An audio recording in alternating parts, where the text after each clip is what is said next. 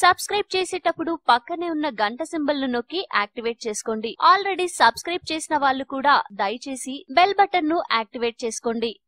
భారతీయ state bank నుంచి తాజా ప్రకటన వెలువడింది. ఇక నుంచి బ్యాంకు మొబైల్ వాలెట్ల ద్వారా ఏటీఎం నుంచి నగదు ఉపసంహరించుకోవచ్చని తెలిపింది. అయితే ఇందుకు ప్రతి ట్రాన్సాక్షన్ కు 25 రూపాయలు వసూలు చేయనున్నట్టు పేర్కొంది. కాగా ఏటీఎం ట్రాన్సాక్షన్ పై ప్రస్తుతం వసూలు చేస్తున్న సర్వీస్ ఛార్జీని పెంచినట్టు వస్తున్న వార్తలను ఎస్బీఐ కొట్టిపారేసింది. గతంలో ఉన్న ఛార్జీలే కొనసాగుతాయని ఎస్బీఐ ఎండీ రజనీష్ కుమార్ తెలిపారు. ఎస్బీఐ వడ్డీలో ఖాతాదారులకు డబ్బులు ఉంటే వాటిని ఏటీఎం నుంచి తీసుకునే సదుపాయాన్ని కల్పిస్తున్నట్టు ఆయన తెలిపారు. అలాగే బిజినెస్ కరెస్పాండెంట్ మొబైల్ వాలెట్ల ద్వారా డబ్బులు జమ చేసుకోవడం, ఉపసంహరించుకోవడం వంటివి చేసుకోవచ్చని పేర్కొన్నారు. గతంలో ఈ విధానం అందుబాటులో లేదని ఇప్పుడే ప్రవేశపెట్టినట్టు తెలిపారు. ప్రాథమిక పొదుపు ఖాతా కలిగిన వారు నెలకు 4 సార్లు మాత్రమే ఏటీఎంల ద్వారా నగదు ఉపసంహరించుకునే వీలుందని ప్రభుత్వ రంగ సంస్థ అతిపెద్ద స్టేట్ బ్యాంక్ ఆఫ్ ఇండియా స్పష్టం చేసింది. మెట్రో నగరాల్లోని శాఖల్లో పొదుపు ఖాతాలున్న వారు నెలకు 8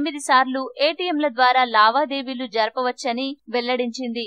మెట్రోయేతర ప్రాంతాల్లోని శాఖల్లో ఖాతాలున్నవారు 10 వరకు ఉచిత లావాదేవీలు చేసుకునే వెసులుబాటు ఉందని ఎస్బీఐ తెలిపింది. 1000 రూపాయల వరకు మొబైల్ వాలెట్ బీసీల నుంచి చేసే డిపాజిట్లకు 0.25% సర్వీస్ ఛార్జ్ వసూలు చేయనున్నట్టు రజనీష్ వివరించారు. దీనికి సర్వీస్ ఛార్జ్ అదనమని పేర్కొన్నారు. ఎస్బీఐ వడ్డీ ద్వారా బీసీల నుంచి తీసుకునే నగదు ఉపసంహరణకు 2000 వరకు 2.50% service charge plus service tax వసూలు చేస్తామన్నారు. జూన్ 1 నుంచి ఇవి అమల్లోకి వస్తాయని రజనీష్ పేర్కొన్నారు. ఈ వీడియో మీకు నచ్చితే లైక్ చేయండి, అందరికీ షేర్ చేయండి, కానీ సబ్స్క్రైబ్ చేయడం మాత్రం మర్చిపోకండి.